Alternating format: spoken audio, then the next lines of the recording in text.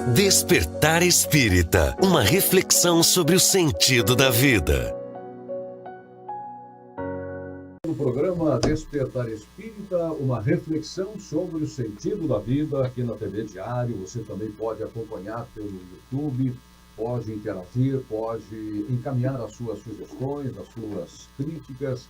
E aqui no estúdio da TV Diário, sempre na companhia do Jorge Brandão, da Márcia Forro, do Diógenes Chaves, hoje com o quarteto mais uma vez reconstituído, para tratar de um assunto que já foi também nesse formato apresentado numa edição anterior.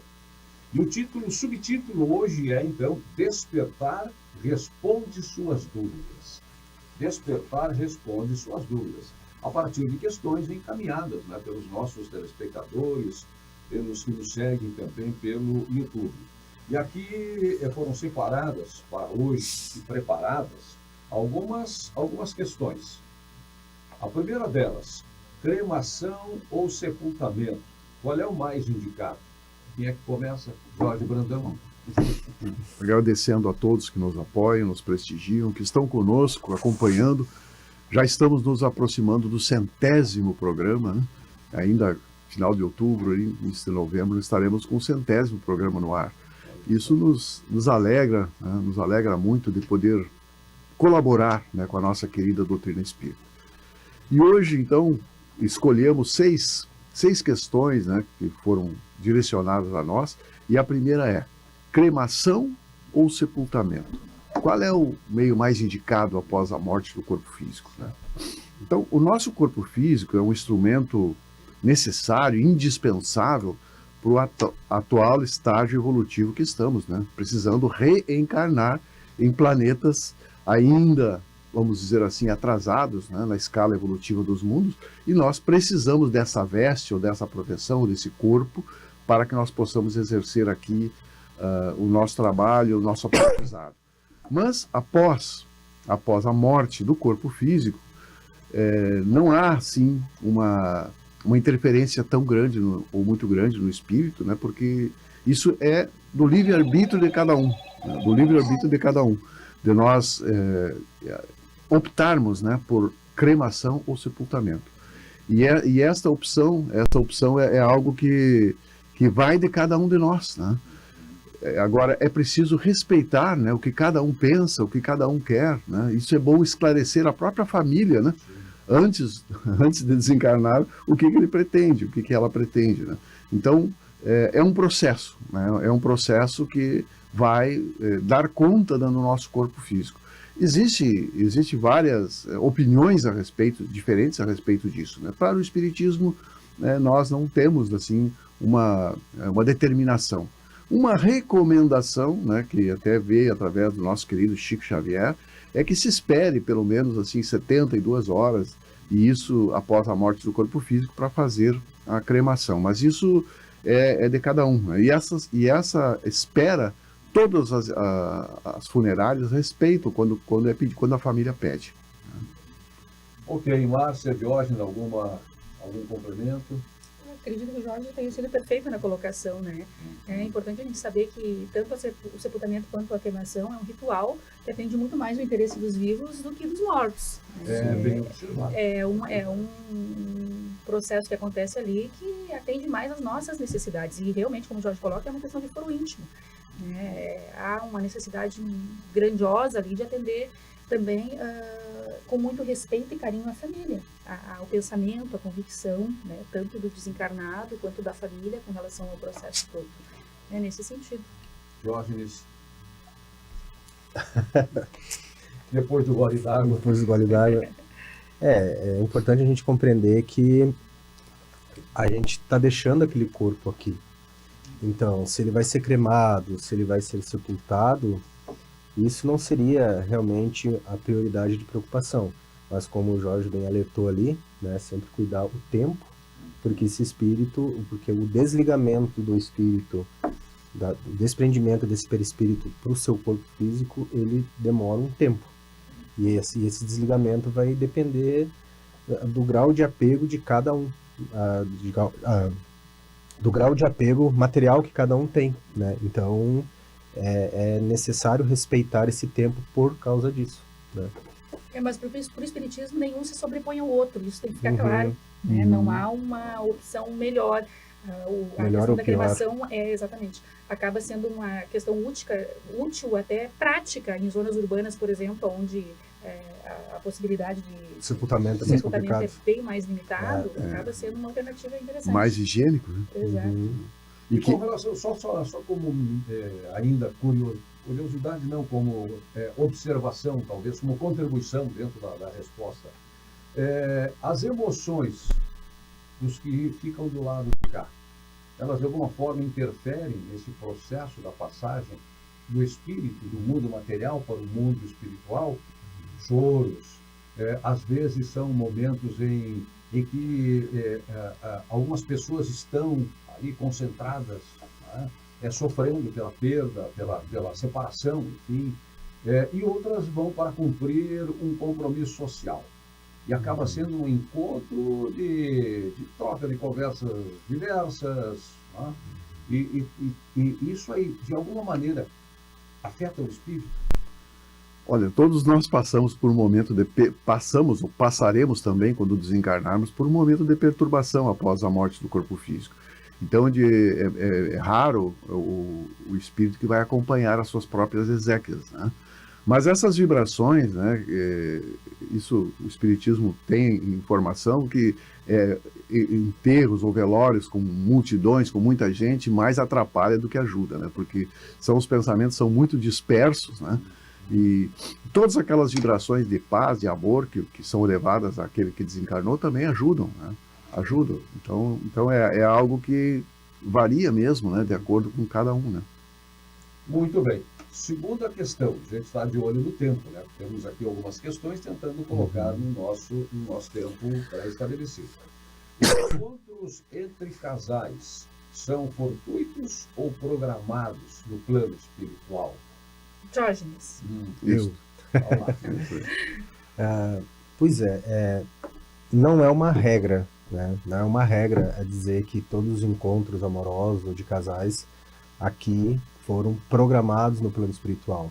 Mas acontece sim, né? Tem encontros que são planejados, né? Porque é um planejamento reencarnatório dessas duas pessoas se reencontrarem para desenvolver algo em conjunto, para resgatar algumas questões.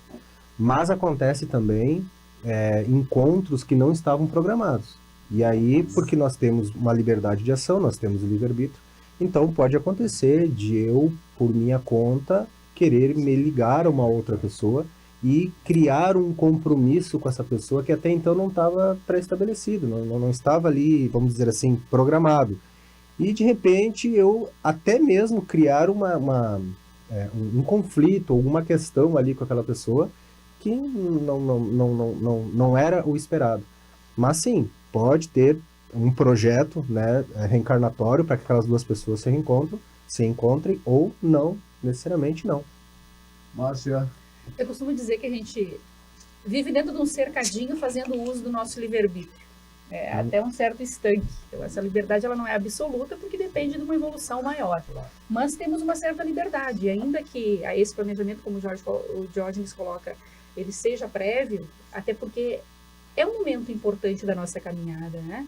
Aqueles espíritos que se ligarão ao contexto familiar, e família é a base estrutural para a humanidade, de valores, de treinamento de hábitos, de convivência, de relações.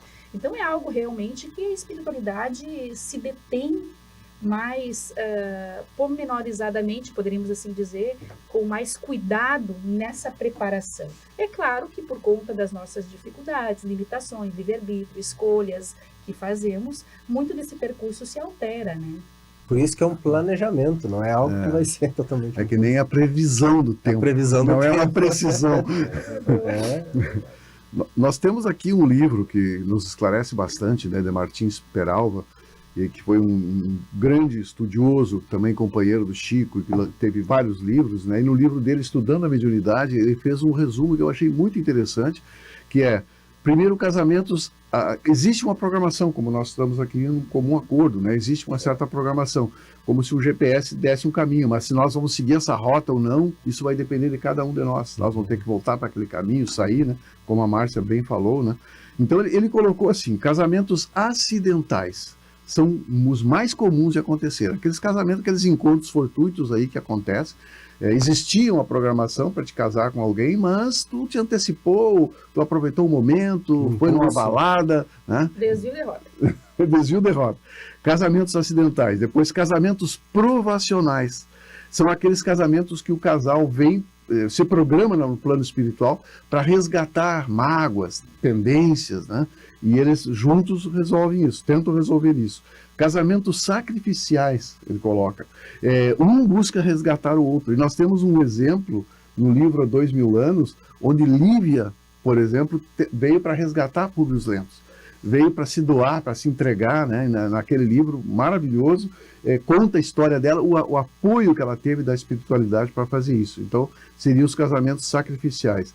Os casamentos afins, né? São aqueles que juntos, há um propósito, né, juntos, e eles vêm não para resolver questões emocionais, porque eles já se resolveram nisso, mas um propósito para superar, para resgatar outros, né? Então, esse seria o quarto tipo. E o último que ele coloca são os casamentos transcendentais, são os mais raros, né? Casais que vêm em missão em pró-humanidade. Casais que se juntam para fazer grandes missões. Nós podemos citar, por exemplo, o casal que se uniu para a maior missão, Jesus e Maria. Né? Desculpe. Kardec e Amélie. Sim, Kardec e Amélie e José e Maria, né, que vieram. E Kardec e Amélie no Espiritismo prova, né, que a força de um casal pode fazer, a ajuda que teve, o suporte que teve Kardec. Né? No caso de Jesus, sempre será um caso à parte. Um caso à parte. No caso citado aqui de Kardec e Amélie, esses encontros que acabam vindo para cá, né, se concretizando aqui, eles podem já ter uma origem no plano espiritual? Já podem ser uma consequência de ligações do plano espiritual? Com certeza, né? Com certeza. Nós já tivemos tantas encarnações e teremos tantas outras, né? Isso, a programação é feita no plano espiritual. Né? Nós temos o caso do Otávio também, acho que Mensageiros, né? Que ele tinha uma missão aqui e acabou se vinculando a uma mulher que estava totalmente fora do contexto, indo contramão ao exato. Projeto dele, reencarnatório. E ali ele se comprometeu muito mais, né? E a futura esposa estava encarnada, ele se desvia daquela rota Sim. e faz uma outra escolha. E é importante dizer, né, que não é culpa da mulher, né? Ele que também ele participou disso por seu livre-arbítrio, né? Por afinidade. Usou também, mal né? o seu livre-arbítrio, né? O planejamento, ele é uma espécie de rascunho, talvez, feito, né? E vem depois para o desenho final aqui. E aí, a partir do uso do nosso livre-arbítrio. E sempre será a possibilidade de mudanças, mesmo daquilo que a gente combinou no plano espiritual. Todos nós chegamos aqui fruto de um projeto de reencarnação, pelas nossas preferências ou pelas nossas necessidades. A alteração se dá pela impulsividade, né? O caso do Otávio é claro nesse sentido, né? Não estava previsto naquele momento ali uma união conjugal. Naquele instante inicial da vida dele, ele queimou etapas.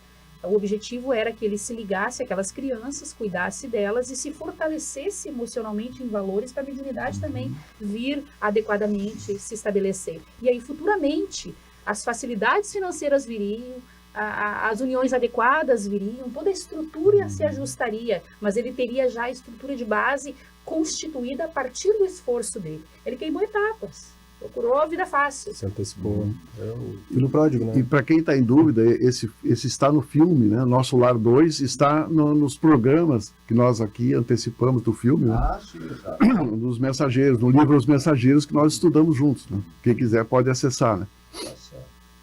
E ainda nesta mesma linha, por que as relações familiares são muitas vezes tão difíceis? É um encontro desafiador, né? E aí? O lar é uma escola. Né? Eu costumo dizer que a família é um ambiente de internação. A gente interna nesse espaço, nessa convivência, para a gente se curar, né, de algumas questões espirituais. Então, realmente é sempre um grande desafio. Claro, não vamos dramatizar aqui, né? Tem famílias muito bem unidas e que se dão muito bem, né? Mas é um desafio porque é dentro do lar ali onde as contrariedades existirão e tem esses vínculos reencarnatórios, né? Que a gente traz essa herança reencarnatória. Sim. Que vai acabar me despertando ali na Márcia, no Jorge, naquelas pessoas que estão convivendo comigo ali. Então, realmente, né? A família é um ambiente bastante desafiador. E às vezes o meu pai pode ser aquele meu algoz em outro momento, o meu irmão pode ser alguém que teve em desavenças comigo por algum número de reencarnações e nós estamos ali tentando, reencarnação por reencarnação, tentar se alinhar. Mas é interessante a gente sempre ter essa compreensão para que a gente não desista fácil. Né? Na pequena contrariedade já quer largar a mão. Não, calma, vamos tentar compreender o processo. Aquelas pessoas que estão ali com a gente, eles não estão de graça, né? Deus não fica lá dizendo assim, eu vou largar fulano no teu caminho só para te incomodar e vai largar ali gratuitamente. Não, tem um motivo, Sim, tem um planejamento por trás exatamente. disso, né? Na inteligência das leis divinas, a consanguinidade esconde muitas coisas, né? Inclusive mágoas, ressentimentos, inimizades, né? Que são resolvidas ou se busca resolver, né? na família. É porque os laços consanguíneos, eles não necessariamente representam ligações espirituais. Às vezes são ligações eventuais para um determinado tempo, por uma determinada razão. E Jesus tem um capítulo, né, do Evangelho segundo o Espiritismo, cujo título é Honrai vosso pai, honrai vossa mãe, que eu gosto muito porque ali Jesus estabelece uma diferença muito clara entre as dimensões familiares, os laços de família, que podem ser por parentesco, né, laços parentais, podem ser universais, por simpatia de ideias, e podem ser os que são definitivos, ou os mais fortes, né, os mais consistentes, os laços espirituais. E muitas vezes isso não acontece numa única encarnação. E aí, se é necessário retomar todo o projeto, né, para que se possa, num determinado momento, tirar as lições necessárias, porque qual é o objetivo? É a nossa evolução. Nós estamos aqui para quê? Estamos aqui para acertar contas com o nosso passado, aprender e evoluir. Exatamente. As relações, o relacionamento, eles são parte divina, né, num processo de crescimento ali. Faz parte do plano divino, né, desse processo de crescimento. Tornar fácil ou difícil isso depende de nós. Em última instância, depende de nós. Ainda que sejam relações provacionais, de dificuldades, relações expiatórias se estabelecendo ali, a necessidade de reencontros, ainda que o problema esteja posto, que a dificuldade, o drama esteja posto, tornar aquele drama e aquela situação um sofrimento depende de mim. Porque eu posso viver todo aquele contexto e passar por aquele contexto, ainda que com as dificuldades, com grandeza, com equilíbrio. Então, as relações, ainda que difíceis, não são para causar sofrimento. Elas são para nos levar a crescimento. E isso a gente precisa deixar muito claro, porque não vai ter um lar perfeito que funcione bem, isento de problema. Não vai. Cada um com as suas encrencas, se for fazer uma devida avaliação, poxa, com essa problemática posta aqui, a possibilidade de resolver o problema de fato não se tem nessa encarnação. É um drama para a vida toda. Porém, como eu vou viver esse drama depende de mim, depende da nossa relação. Eu posso tornar uma família menos tóxica, mais funcional, com mais equilíbrio, pessoas saudáveis crescendo ali, com maturidade lidando com o problema do idoso, com a dificuldade do filho, com a doença congênita que está posta, alcoolismo. Né, com o alcoolismo. E vamos trazer para a mesa todos esses problemas e vamos viver em família esse drama que é de todos nós. Então é aí que está a grandeza, para que realmente o fluxo ocorra de maneira saudável. E essa é a misericórdia de Deus, né? Porque Ele nos propõe esse laboratório para a gente crescer junto com os outros. E não pegar todo um problema único para si. Né? Então a família é um laboratório que está nos preparando para uma família maior, para a família universal. Então nós temos vários estágios dentro de um ambiente onde a gente é trabalhado ali, né, na prática, para que a gente se aprimore em vários pontos e em conjunto com outras pessoas, né, desenvolvendo um compromisso entre essas pessoas. Não quer dizer que aquela família será eterna, né? Porque ela vai modificando os encontros e reencontros, mas visando essa família maior, como Jesus disse quando foi questionado quem era o teu pai, quem era o teu filho. Quem é minha mãe, quem são meus irmãos? Minha mãe, minha irmã, meus irmãos são aqueles que fazem a vontade de Deus. E essa é a dimensão maior da família espiritual. Inclusive para a gente compreender, às vezes, alguns conflitos que se tem, até por afeição de pessoas que a gente acaba tendo que não fazem parte do nosso núcleo familiar. Agora aqui, mas já fizeram, quem sabe lá atrás, ou farão lá na frente. Isso acontece. Então, o tempo está voando, já estamos chegando, né, no final do próximo bloco. Nosso primeiro bloco. São 6 perguntas programadas para hoje. A gente está tentando aqui fazer um resumo para encaixar. Não, respondemos 3, estamos bem. Está bem, né? Está bem dividido. Vamos para a próxima. Tem mais 3 no próximo bloco. Continuem conosco, voltamos em seguida com o Despertar Espírita, uma reflexão sobre o sentido da vida. Despertar Espírita, uma reflexão sobre o sentido da vida. Pra você que quer viver em paz, família sorrindo, amigos contigo, isso é Causo Mais. Na Causo Mais, nós sabemos que a consulta com um médico especialista não pode esperar, que o plantão 24 horas adulto e pediátrico é fundamental, que os descontos em exames, atendimento odontológico, além de todos os benefícios que nosso cartão oferece, garantem saúde e tranquilidade para você e sua família em todos os momentos. É Causo Mais. Cansado de ir em diversas lojas para encontrar produtos de limpeza? Não pense 2 vezes. Na Mecal Química você encontra tudo o que precisa em acessórios, equipamentos e uma enorme variedade de produtos de limpeza em geral. E o melhor, tudo com preço de fábrica e garantia de qualidade nos produtos de marca própria. Somos uma empresa certificada com o selo ISO 9001.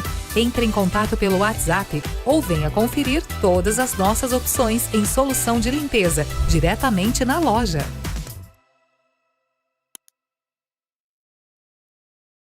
Na vida, enfrentamos batalhas diárias, lutando por cada sorriso, por cada amanhã. Nós, da Casa Maria, estamos aqui para apoiá-los a cada passo na jornada pela vida. Ajude a Casa Maria. Sua doação leva muito mais que amparo. Leva fé e esperança para quem mais precisa. Ligue 3311 7077 ou acesse casamariaong.com.br e saiba mais.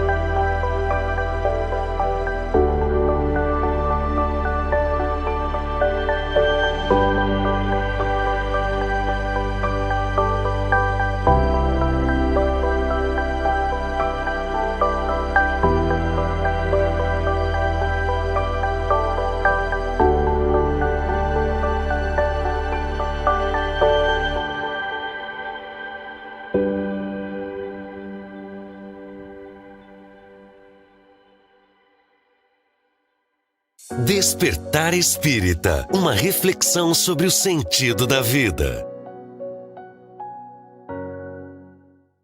Estamos de volta com o programa Despertar Espírita, uma reflexão sobre o sentido da vida, aqui na TV Diário, na companhia do Jorge Brandão, da Márcia de Fô, do Diógenes Chaves, da sua companhia. E no programa de hoje, Despertar responde suas dúvidas. Já abordamos algumas questões no primeiro bloco. E abordamos 3, temos mais 3, né, na divisão desta nossa edição de hoje. A pergunta de agora: se as vidas passadas existem, por que as esquecemos? Jorge Brandão, para começar, se as vidas passadas existem, por que as esquecemos? Bom, é importante lembrar, né, que Nós até temos um outro nome também na doutrina espírita que chama-se o véu do esquecimento. Sim. Né? O véu do esquecimento. E esse véu é algo assim, é um presente divino para nós, né? Se nós não temos hoje, às vezes temos dificuldade de lidar com as nossas emoções, com os nossos desafios diários, imagina se nós lembrássemos dos passados ainda, né? Se nós estamos aqui hoje com a família, como nós falamos aqui, para resgatar, imagina se nós lembrássemos, né? Oh, ele nasceu naquele ali, me assassinou na outra vida. Né? Como nós iríamos nos comportar, né? Como nós iríamos conseguir resgatar se nós não tivéssemos essa bênção do esquecimento das vidas passadas. Então, é algo que veio, né? Que veio para nos ajudar. Né? Então, é a gente realmente acreditar no processo. É assim que tem que ser mesmo, né? O esquecimento do passado é algo muito necessário, né? Márcia. Na obra do Leon Denis, Depois da Morte, ele faz um verdadeiro tratado sobre essa questão, né, do esquecimento do passado. Ele traz de maneira muito profunda, trabalhando até as questões psíquicas do porquê, e ele traz causas filosóficas, causas morais dessa necessidade, e faz a gente, de fato, compreender que é melhor esquecer. Né? E ele diz que também é uma questão, inclusive, geraria um problema, a lembrança do passado, para a coletividade, de um modo geral. Porque a nossa lembrança interfere na vida do outro.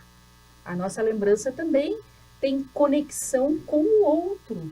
E esse processo todo acaba complicando tudo aquilo que a gente já tratou no início, lá no primeiro bloco, que é as relações familiares. Imaginemos dentro de uma família, como o Jorge traz, né? É muito difícil a gente conseguir centrar, segundo Leon Denis, na vida presente, com toda uma bagagem retroativa clara em nossa mente. Pesando, né? Pesando. A nossa liberdade de escolha estaria muito afetada pela questão emocional que a gente ainda não sabe lidar. Sim. E às vezes a gente não percebe, mas o processo do véu do esquecimento, ele é um processo natural como a psique humana, como no próximo processo da psique humana. Tem um caso na família de uma senhora que ela cuidava do marido dela, o marido dela já estava com dificuldade para deglutir, já não se movimentava direito, e ele tinha pequenos engasgos assim, e ela sempre cuidando ele, e um dia ele engasgou, e ela tentou ajudar ele, e ele foi ficando roxo, foi ficando mal, e ela, naquele desespero ligou para o SAMU veio, tentou reanimar ali e não conseguiram. Aí eu cheguei na casa dela dias depois, que ela estava mais calma, que a gente foi conversar, e ela simplesmente disse assim: Diógenes, eu não lembro de nada que aconteceu. A senhora não lembra que a senhora chamou o SAMU, que a senhora tentou ajudar ele antes de... Não lembro de nada. E ela estava muito preocupada com isso. Será que eu estou tendo um problema de demência? Será que eu... Não. Isso é um processo natural é um mecanismo de defesa psíquico, porque aquela situação ali ia ser muito forte para ela, e ela não teria condições psicológicas de suportar aquele momento ali. Então, o próprio cérebro, ele não registra aquele momento para preservar a pessoa. Foi uma carga emocional tão forte, que é muita liberação de adrenalina e cortisol, que o hipocampo ele não consegue armazenar por completa memória. Bloqueia. E aí bloqueia e a pessoa não consegue lembrar. E isso é uma dádiva, né? Porque, mas pode lembrar um dia? Pode, quando ela estiver mais preparada, ou talvez quando ela lembre como um filme. Não vai ter um vínculo emocional ali, mas ela lembra como um filme. E ela consegue lembrar porque naquele momento ela vai estar mais preparada. Então é o mesmo que acontece com o véu do esquecimento, né? A gente não está preparado ainda para lembrar dessas coisas e misturar com as de agora. Né? É muita demanda. Então Deus nos permite a gente resolver aos poucos. E quando dizem assim, se eu pudesse voltar atrás e começar tudo de novo, seria uma maravilha, mas isso acontece. Vai ter essa oportunidade. Vai ter essa oportunidade, né? E aí deixa registrado na ata da existência. Aí tem uma frase de Emmanuel que diz assim: o sofrimento é o esmeril da alma, ou seja, vai lapidando, vai aprimorando, né? Mas, afiando a alma, né? Mas o esquecimento temporário é muitas vezes o remédio do alto. Então, é uma oportunidade que a pessoa tem de dizer, não, calma, nesse momento não, ainda não, tu não está ainda com condições de suportar, então vamos aos poucos. Sim. E é importante lembrar, aproveitando esse gancho, que nós temos na nossa reencarnação os desafios que nós estamos prontos para enfrentar. Claro. Nós chegamos aqui com desafios, alguns desafios já que a espiritualidade sabe que nós já temos condições de suportar. Nós que às vezes duvidamos e achamos que não temos condições, daí a gente se desespera. É verdade. Esse véu do esquecimento que foi citado aqui, ele nos ajuda muito também a práticas como o próprio perdão, né? Que nós vamos ter que aprender tudo de novo, começar tudo de novo, não é? E às vezes com uma vaga lembrança do passado, porque também vem essa lembrança. Uma intuição, nossa consciência, né? Exatamente. Isso não é uma coisa ao acaso. Claro que são lembranças, às vezes, tênues, de relações que nós já tivemos. Eu gosto muito de usar um exemplo, e cada vez que eu falo isso em público, sempre pelo menos algumas pessoas confirmam. É verdade. Aquela sensação de tu enxergar alguém, passar por alguém e ter aquela reação de que tu já conhece aquela pessoa. E às vezes é a primeira vez que tu está vendo. E passa pela pessoa. Comigo já aconteceu, inclusive, de voltar. Olhar e continuar, claro, a minha caminhada, mas uma percepção muito clara. E várias pessoas sempre, é verdade, é verdade. Então, são resquícios que nós carregamos ainda, lembranças vagas de outras vidas, de outras encarnações. E às vezes é uma simpatia gratuita e às vezes é uma antipatia gratuita. Pelas mesmas razões. Mas o que é o recalque na psicanálise? Se não é um processamento psicológico de recalcar aquilo, porque aquilo não pode vir ao consciente, senão tu não vai suportar. Mas vaza, a pessoa mostra no comportamento. Extrapola, é natural, e não sabe da onde, mas por que eu acho desse jeito? Eu não entendo. É espontâneo, né? Tem uma passagem no livro Nosso Lar que eu acho assim, muito interessante, que exemplifica essa questão do esquecimento do passado. Existiam 2 companheiros que trabalhavam nos porões, ali está registrado no livro Nosso Lar, psicografado pelo Chico. Trabalhavam um trabalho duríssimo, e eles foram à direção do Nosso Lar pedir um alívio. Nós estamos aqui há tantos anos nesse trabalho aqui, está difícil, não dá para nos dar uma promoção, hein?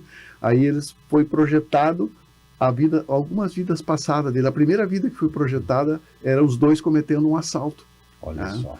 Aí, cometendo um assalto, eles olharam, puxa vida, né? Se identificaram com aqueles 2. A outra vida, a outra projeção que foi passada, eles arrastando um corpo que eles tinham assassinado.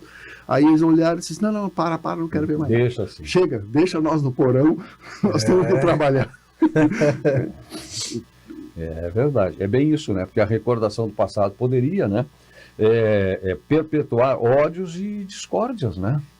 Por isso... Você não vai recordar só um ponto da tua vida, né? Vem toda uma bagagem. E o pacote completo. Por isso que o processo de regressão a vidas passadas é coisa muito séria. Sério.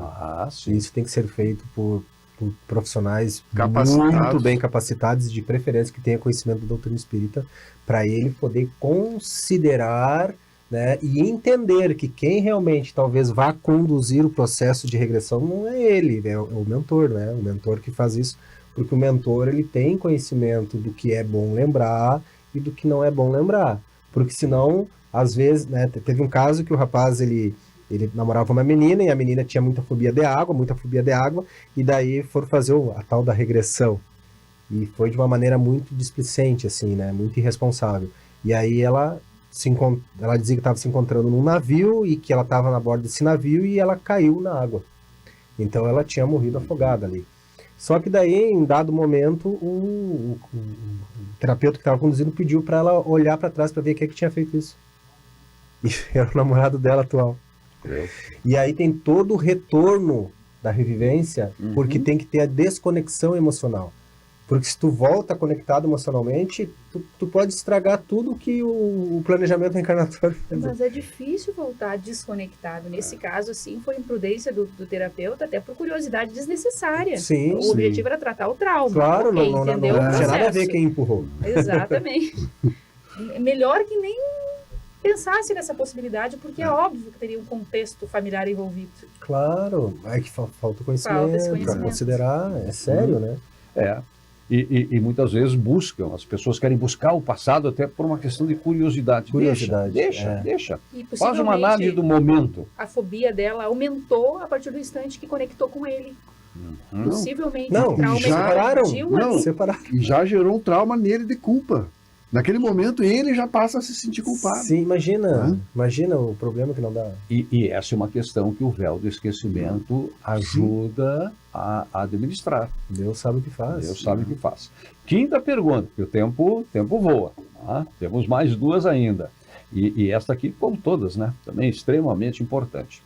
Por que doenças graves ocorrem em crianças inocentes? E aí a gente precisa buscar um sentido para isso. Realmente, a doutrina espírita nos traz a reencarnação, né, como um diferencial até de todas as outras religiões aqui. Né? Quem são as crianças? Quem são essas crianças? Né? Isso é algo que não existe castigo. Né? Existe, como nós falamos há pouco, necessidade evolutiva que foi programada no plano espiritual. Né? Isso é algo, vamos dizer assim, uma necessidade realmente evolutiva, né? Que prova que uma encarnação só não resgata, nós não conseguimos resgatar nossos débitos, nem progredir o que nós necessitamos, né? Numa encarnação só. E uma encarnação só não se faz a justiça esperada, se olharmos só o mundo terreno, né? É verdade. É por isso que a espiritualidade responde na questão da reencarnação. Qual é o objetivo da reencarnação? Expiação. Melhoramento progressivo da humanidade. Sem isso, onde a justiça?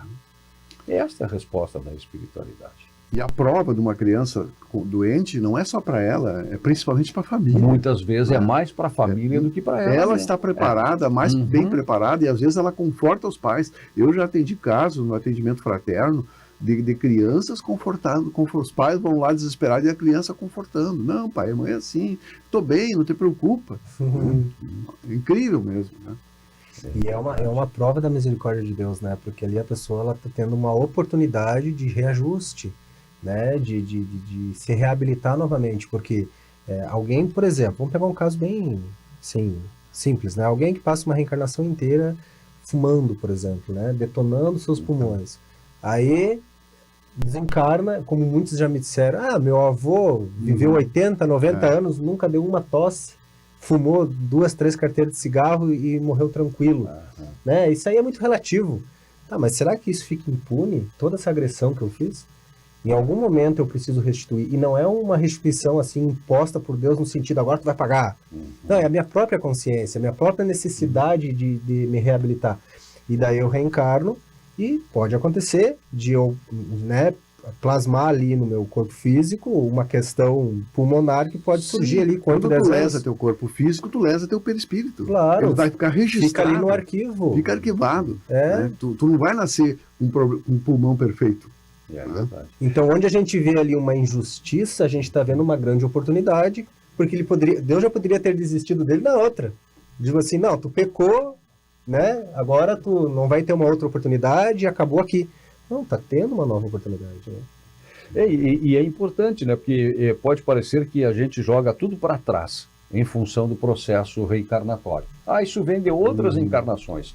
Mas hábitos nesta existência podem alterar o nosso projeto reencarnatório e interferir agora para o resgate necessário futuramente. Assim como podem aliviar o nosso resgate. Claro, né? Sem o comportamento atual. Né? Então, essa questão da doença, câncer e outros males assim tão graves em crianças, né? É preciso buscar, dentro da consistência daquilo que a doutrina espírita nos oferece, a leitura mais adequada. Sempre tirando a ideia do castigo ou da injustiça. Mas que injustiça uma criança de tenra idade, inocente, né? Contrair doenças tão sérias, tão graves. De onde é que vem isso? Daquilo que nós falamos. Pode ser do passado, pode ser de outras encarnações, pode ser do cumprimento da sua missão agora, para mudar os hábitos de determinadas famílias, às vezes, quem sabe, até para unir pessoas, porque quantas famílias se unem muito mais na dor e na tristeza do que em situação normal, se distanciam, se ofendem, se afastam. em condições normais e se aproximam numa situação de busca de ajuda para algum ente querido. E tem aquela questão também das doenças restaurativas, né? Que a pessoa faz uma cirurgia espiritual, 2, 3 e não resolve. Ah, mas eu não mereço, ou isso é bobagem, não acontece. Muitas vezes aquela doença é o que está te freando. Por exemplo, eu com 8 anos, primeira vez que eu provei um pouquinho de licor de pitanga, assim, e meu Deus do céu, eu passei tão mal, tão mal. Passei assim uma madrugada inteira, assim, eu colocando tudo que eu tinha por dentro, eu tava colocando para fora. E aí, olha só, eu tive tios, né, que tiveram alcoolismo, e meu pai sempre teve muito medo disso. Então ele dizia, não, porque me deram escondido dessa vez. E aí, com 12 anos, eu inventei de provar uma cerveja, assim, um copo de cerveja de novo. Aí, enfim, depois fazendo um exame de ressonância cerebral, o Dr. Denizar, vocês conhecem? O Dr. Denizar, psiquiatra, espírita, ele disse assim, olha, esse guri não pode colocar uma gota de álcool na boca, vocês nunca deixam ele fazer isso, né? Senão ele vai ter ataque epilético. E aí, né, então, tudo bem. Então eu fico pensando assim, eu imagino, né, vamos imaginar que talvez eu abusei muito, e eu venho com essas restrições justamente para eu poder fazer essa purificação, esse detox, vamos dizer assim, né? E precisa de uma reencarnação inteira para fazer isso. E eu simplesmente, as 2 únicas vezes na vida que eu coloquei álcool na boca foi com 8 anos, belisquei, e com 12 anos, e nunca mais. Né? Então eu acho que... Essa aí tu passou, essa prova tu passou. É verdade. E essa questão da doença, eu só queria dar um exemplo da minha família. O meu pai foi ao Zé Arigó, né? E ele tinha um problema sério de visão. E a visão dele começou a regredir, e ele foi a Minas Gerais, numa excursão, né, com o Zé Arigó, o Dr. Fritz. Né? E ele disse, e ele veio me dizer depois que ele voltou, disse assim, sabe o que ele me disse? Ele disse que meu caso nessa vida não vai ter solução, que eu vou ir até a cegueira, que eu preciso olhar para dentro. Olha, e eu naquela época também não compreendi isso. Esse cara não sabe nada, não é tão bom quanto parece. Não adiantou nada, tô indo lá. Foi depois que eu fui compreender e fui conversar com meu pai sobre isso, né? E ele então veio a entender também, né? Olha que interessante, né? São as lições da vida. E as crianças são espíritos milenares, né? Sim. Ali num corpo frágil de criança, um espírito eterno, passando por uma possibilidade de crescimento, né? Para ela e para os envolvidos também. Pois é, sabe que essa é uma questão que também sempre me desperta interesse, né? Nessas palestras que a gente faz, e tem criança, eu fico imaginando qual será a idade daquele espírito que está ali num corpo hoje de 6, 7, 8 anos, que é levado muitas vezes pela mãe, porque a mãe não tem com quem deixar, normalmente a mãe que não tem com quem deixar, leva junto para as palestras espíritas, para a sequência, né, daquilo que tradicionalmente acontece numa casa espírita. Mas é bem isso que a Márcia falou. Olhemos, né, para o passado. E aquelas crianças que têm casos muito raros, que dizem, são 2 casos no mundo, e 1 milhão. E desafia a ciência. Quem garante que não é o próprio espírito que diz, não, deixa comigo. Deixa eu ser portador dessa doença para eu provocar. Sim. Não que esteja espiando, resgatando alguma coisa. Não, mas às vezes é Exatamente. E a doença do corpo é uma cura da alma. É uma cura para a alma. Né? Porque nessa, a gente entende isso, né? Que são centenas ou milhares de encarnações, que se nós formos observar no nosso estágio, na nossa evolução, é um lapso de tempo. É verdade. Eu não sei se vai dar para nós responder a última pergunta pelo tempo, né? Pois pelo meu cálculo temos ainda 5 minutos pelo menos. Então vamos lá. Qual o tempo? Falando em tempo, essa pergunta aqui justamente é o tempo. Qual o tempo que ficamos no plano espiritual após a morte do corpo físico? E tem conexão com a anterior, aliás, com todas. Com todas, né? Todas se conectam. Não existe um tempo determinado, né? Porque depende da necessidade do espírito, né? E das condições, por exemplo, se ele tem que passar por alguma prova específica, esse momento vai acontecer para que ele encontre de frente a frente com essas provas, né? Então, vamos dizer assim, não dá para... O tempo mínimo é 9 meses, né? Concordamos com isso, né? Porque se eu desencarnar, precisa de 9 meses para voltar. Eu também não tinha pensado por esse ano. 8, ou 7, não se sabe. Um pouquinho menos, né? Um pouquinho menos. Mas então, espíritos muito iluminados, normalmente, eles têm uma tendência de demorar muito tempo para voltar. Né? Isso a espiritualidade nos fala, né? Um Chico Xavier, né? Um Leon Denis, né? São espíritos que Kardec mesmo, que demoram às vezes, para nós aqui, se contamos o tempo, séculos, pode demorar séculos, não que isso seja uma regra. Sim. Eles podem, por querer, por missão, né? Querer voltar, né? Para ajudar a humanidade, também usando o seu livre-arbítrio, né? Nível evolutivo, né, de cada um, o desprendimento da matéria e também o tipo de morte é interessante avaliar nesse aspecto. Às vezes, dependendo da situação e do contexto, uma morte traumática, né, um desencarne pelo suicídio, leve um tempo maior até aquela pessoa se reajustar mentalmente para um processo já de preparação para um novo reencarne. Então, vai depender muito também do contexto individual de cada um, né? É muito pessoal esse processo. É de espírito a espírito, não tem como fechar a questão realmente. Sim. Pois é, e para colocar ainda também junto, né, parece que faz parte do mesmo contexto, e qual é o tempo médio que se leva para fazer a passagem? Do mundo material, pelo fenômeno morte, né, até a chegada no mundo espiritual. Eu só queria complementar nessa questão, né? Muitas pessoas se preocupam com essa pergunta, provavelmente tenha sido feita por isso, porque se eu vou encontrar meus parentes, exatamente. Já que eu vou encontrar meus parentes, porque se ele já reencarnou, como é que vai ser? Então, essa preocupação, não há necessidade de nós termos essa preocupação, porque os laços de amor, eles são eternos. Né? Nós podemos estar vivendo com uma pessoa que foi nosso grande companheiro no século XIV, hoje. E com certeza nós encontraremos ela séculos adiante. Então não é um espaço de apenas uma encarnação que se tem que observar, né? Isso há uma necessidade. Nossa família espiritual é muito grande e eles estão nos aguardando no plano espiritual de muitas e muitas vidas, né? Então esses laços de amor com certeza não se dissolvem, né? Ah, sim, sem dúvida. E o tempo da passagem? O tempo acabou? 1 minuto. Tem uma coisa que eu aprendi na doutrina espírita. Tudo é muito relativo. É verdade. Não existe tabelinha, não existe... Sueli Caldas Schubert disse aqui numa palestra do Oscar Pitã, dessa semana, ele disse assim, os espíritas têm a mania de querer responder tudo com pouco que sabem. É verdade. Porque tudo, em última análise, depende do grau evolutivo. Aqui, nesta encarnação, e na vida espiritual. Porque não há uma interrupção. Eu não vou me transformar, né, no momento do desencarne. No momento em que o corpo ficar aqui e o espírito se desprender.